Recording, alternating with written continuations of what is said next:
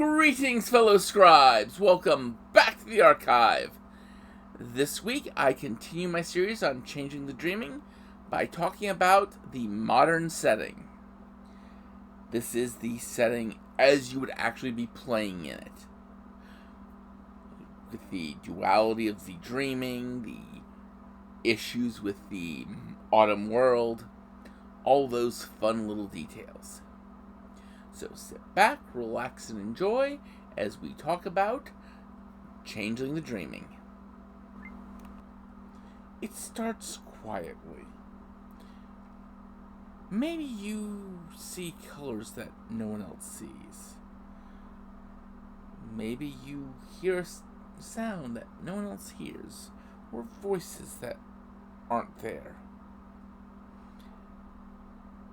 Maybe you think you're going crazy. And whatever these little bits and pieces are, they keep building. More and more rapidly. More in quantity or in quality. Until something happens.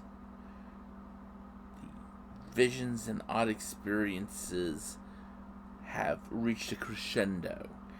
And everything just clicks into place. And you have this moment where you are two people. And then you're one. And during this moment, you have a strong connection. Memories going back for many lives, many lifetimes. Maybe even all the way back to Arcadia itself. And once this moment passes, you find yourself changed. You don't have all the memories you had. Those fade away. You can't just grasp onto them. You can catch fleeting glimpses of them if you really stop and think about it. But you can't keep them. That moment where everything comes together, is called the dream dance. And within a time after that, you are found by some others who are similar to you. They look different when you look at them one way than when you look at them another. For one way is you are seeing the autumn world. The other, you are seeing themselves in the dreaming. For now, you have passed through your chrysalis, and you are now one of them.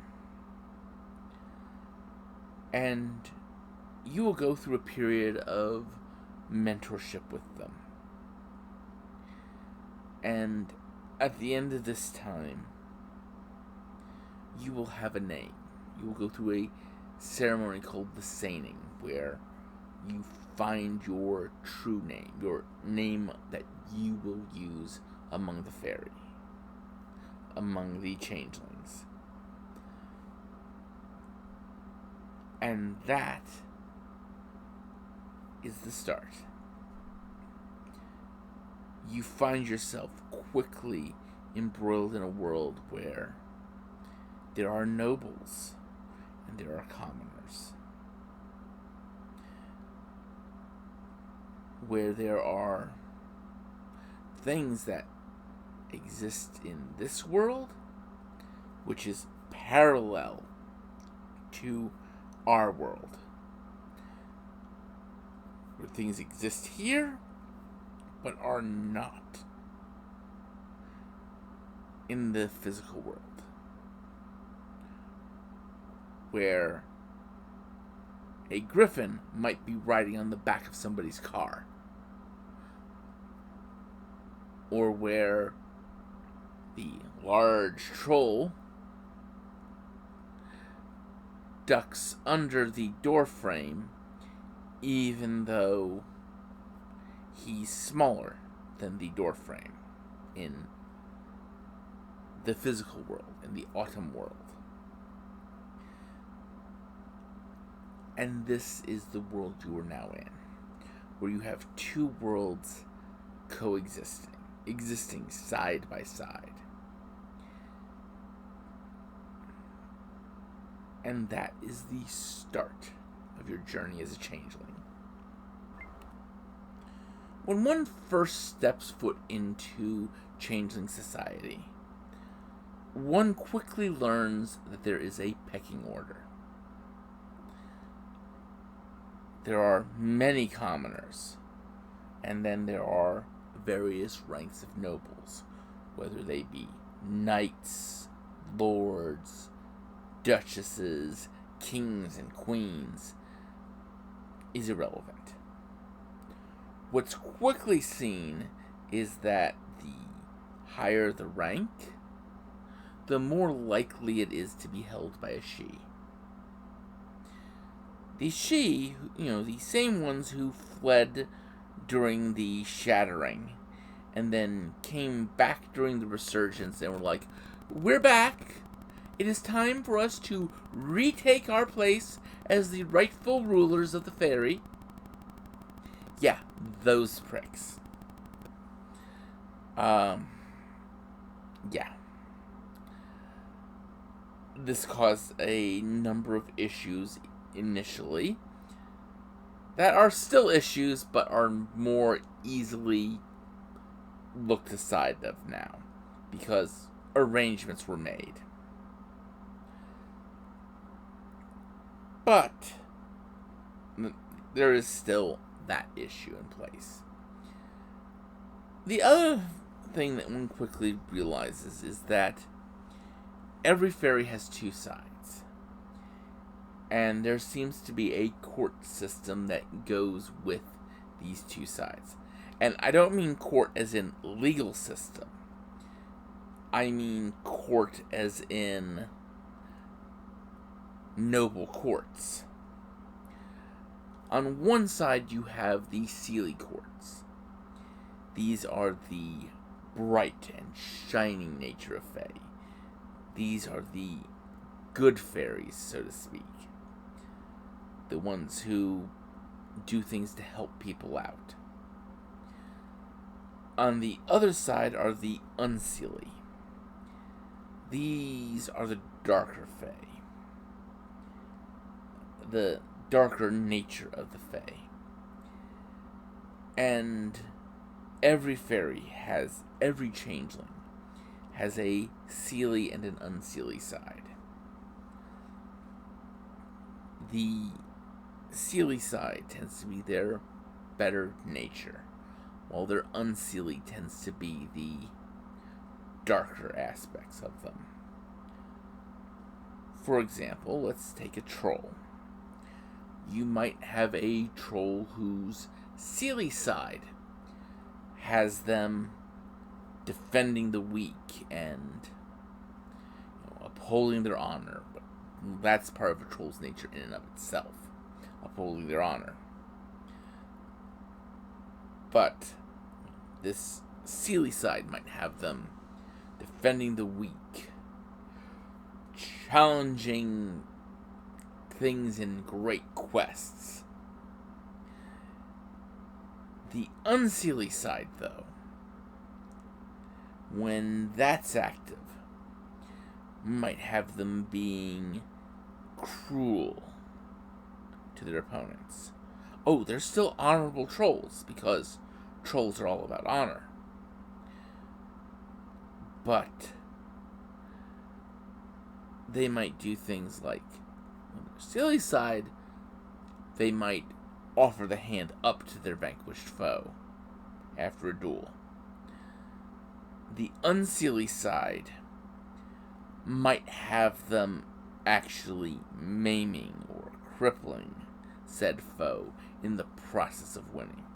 Intentionally maiming or crippling that foe.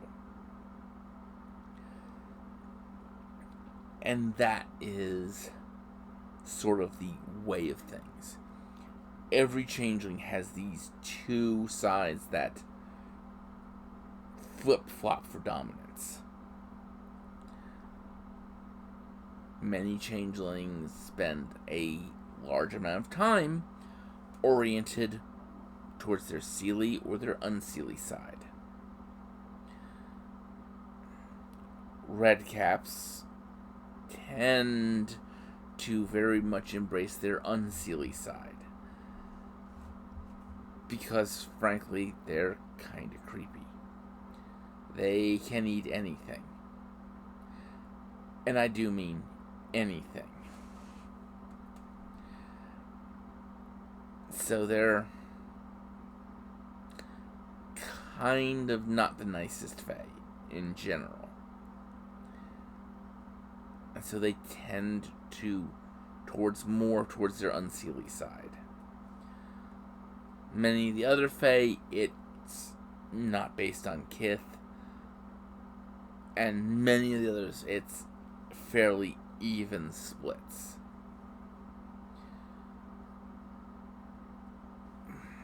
But there's a third court that's not tied to either of these legacies.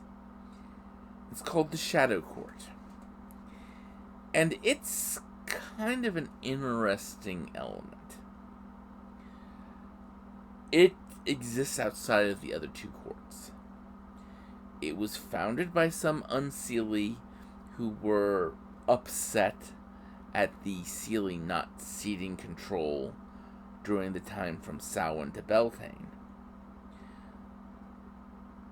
And so they, on Samhain, do a sort of mock court, a revelry that's sort of like a Mardi Gras. And pranking the Seelie and Unseelie alike, going after the nobles, making fun of them, making fun of the establishments, all that sort of thing. They also tend to act in areas where the existing courts can't or won't. But things aren't quite that simple. There is a leadership element that are of the ancient Thelain, the ancient enemies of the Fae. This group calls itself the Black Court, and it exists to prod the Shadow Court into destabilizing Changeling society. Because old wars never die. They just change.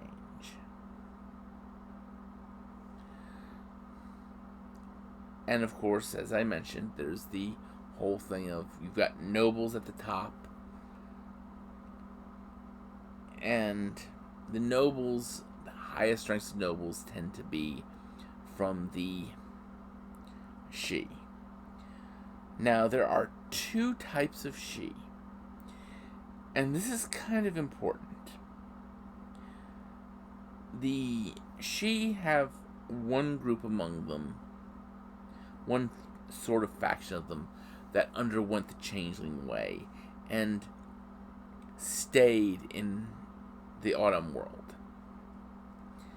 The other group of Sidhe are the ones who went to Arcadia and then came back. And there is conflict between these two groups. The Arcadian Sidhe seem to view themselves as better than the Autumn Sidhe, because they were most recently in Arcadia, while the Autumn Sidhe never went back. But that's just a minor element.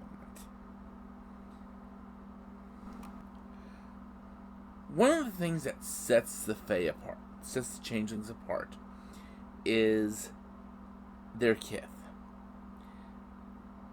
Many consider the two groups of Sidhe to be separate kith.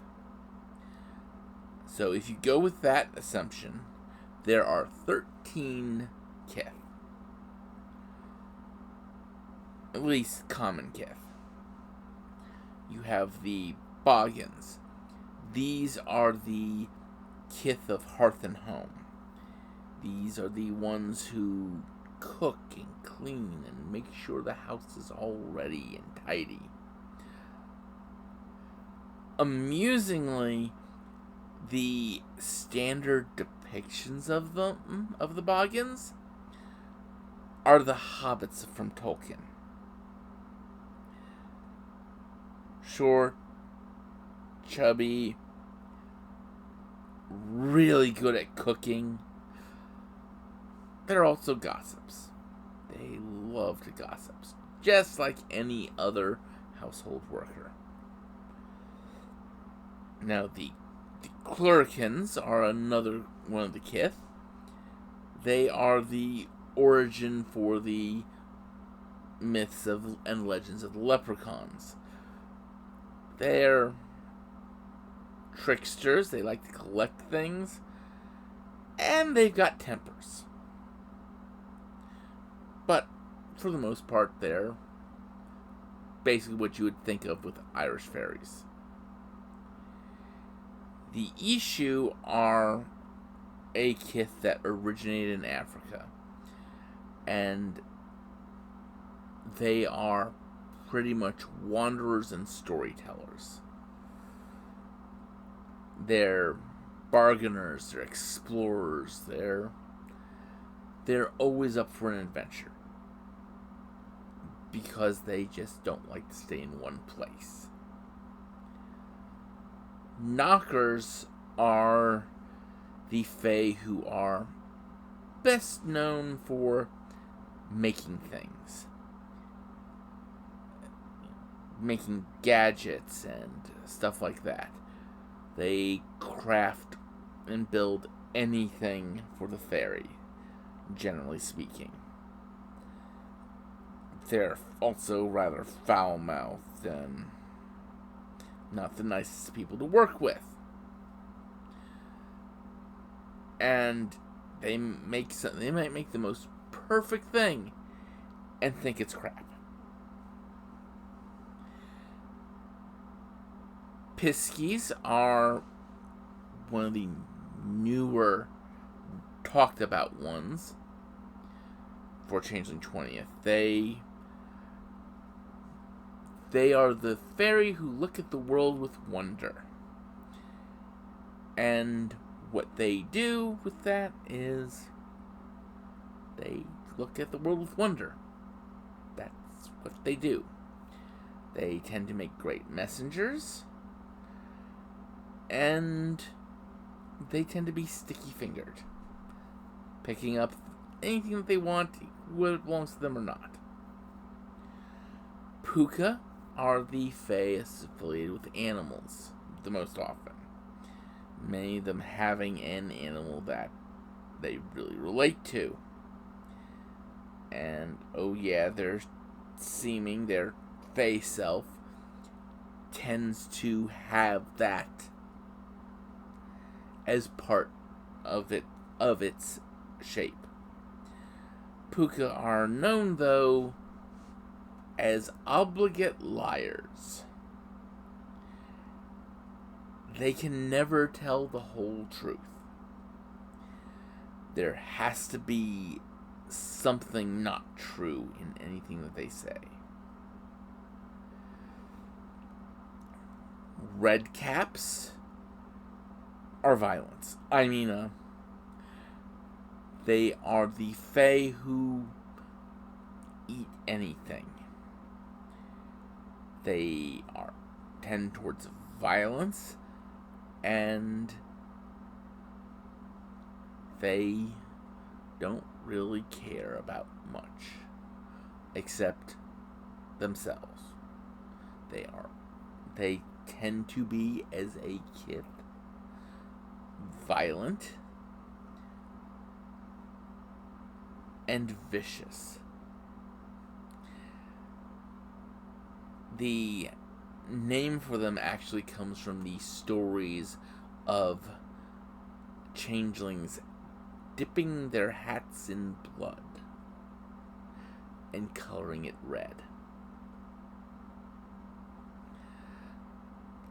Zadirs are the changelings associated with pleasure and passion. They are sensualists of the highest order. They tend to be goat-legged, although other hoofed legs are a possibility. And they just... Zadirs throw a party. And when a Zadir throws a party, you damn well know you partied. Selkies are an odd group. They sort of straddle land and sea because they are seal-related fae, seal-related changelings. And in fact, they do have a seal skin that they have to keep.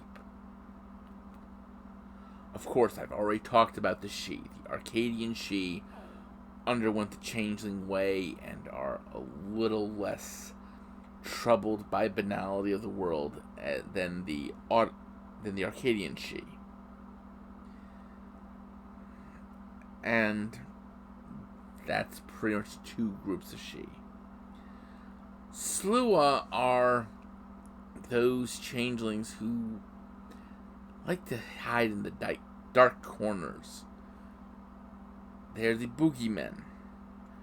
They hide in the closet, talk to the spiders. This is a Slua screaming. They don't talk even if they are yelling above a whisper. They can't. And then, of course, you have trolls, the embodiments of loyalty, honor, and strength. They are strong changelings. They tower above everyone else. Now, of course, once you're done with the kith, everyone eventually falls into a loyalty to one of the 13 noble houses. And I'm not really going to go into those. That's something to talk about at another time. But one of the things all changelings have to deal with in this world is banality and glamour. Now, what is banality? What is glamour? These are the two most important questions you have to understand. Glamour is that creative spark that fuels the fae. In the freeholds, in the places that are shielded from the autumn world, glamour flows freely. Glamour is also what is needed to keep a changeling from dying to banality. To keep them a changeling. Keep them from losing that changeling self and going to a mere mortal again. But what is banality? That has been sort of something that changes with every edition. What is exactly considered banal and what is not has never quite been nailed down. But ultimately, what banality is think of your day-to-day life. Think how most days your day consists of get up, go to work, come home from work, eat, watch a little TV, go to sleep. And then you repeat that. And you repeat that. And you repeat that. That mind-numbing uncreative routine. That is banality. That is the core of banality. And when you deal with a world that has no spark of creativity, it just smothers the soul. And that is what the greatest enemy of the Changelings is. Not the Thelane, not other groups of Changelings. That horrific, soul-crushing, artless, creativityless deadness that is the modern world. Where even playing a video game is kind of banal. Because you're still going for points and whatever Skinner box training has been put into you from that game. It is a world that the Changelings don't want to see. And this is the autumn world. This is the world where the Changelings see creativity dying. And what's coming up, what they foresee coming, is winter. The long, dark winter where creativity dies. Where humanity becomes just driven by their routines, by the day-to-day mundanity of life. And those few Changelings who will be able to survive in this will be struggling to keep that spark of creativity, of passion, that is glamour, alive in just enough people that eventually winter will end in a new spring. At least that is the hope of the Changelings.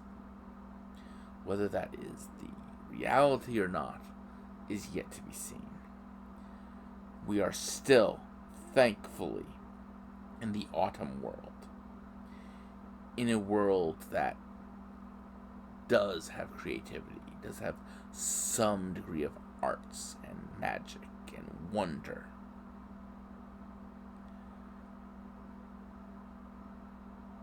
Whether we will actually fall into a winter is yet to be seen as well. But whatever the case, next week I will be talking about the systems and mechanics for Changeling. So until then, I'd like you all to remember to have fun and keep gaming.